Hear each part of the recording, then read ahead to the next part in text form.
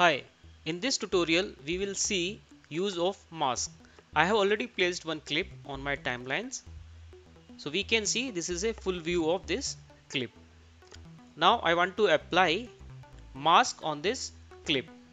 For that we have to go to effects and type here selected included mask. We can see two options, image mask and shape mask.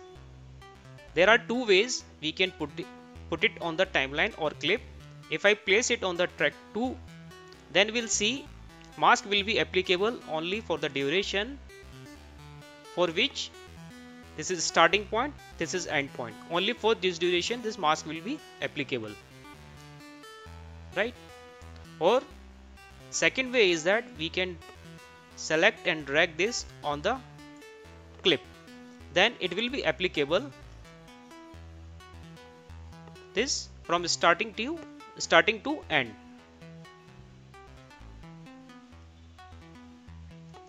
Right? We can see one more thing.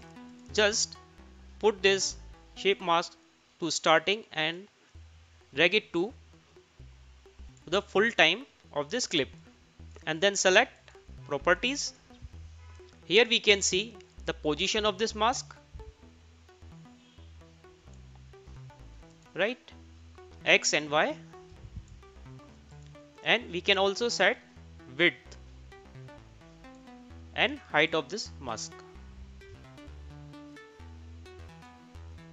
And this is a feathering effect, as you can see on the preview we can give. Presently this area is height and we can see this area. If we want to revert, we have to select this invert mask. Then we can see the rest of the part but not the center one. Apply. So this is the use of mask.